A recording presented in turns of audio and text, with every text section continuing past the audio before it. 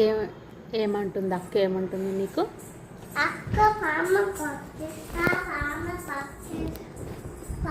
పట్టిస్తా, పామ పట్టిస్తా, పామ పట్టిస్తా, పామ పట్టిస్తా అంటుంది. పాము పట్టిస్తా అంటుంది. ఎక్కడుంది పాము? ఆ లాస్ట్లో పాము వచ్చింది చూడు. ఆ లాస్ట్లో దగ్గర బయట ఒక్కింది.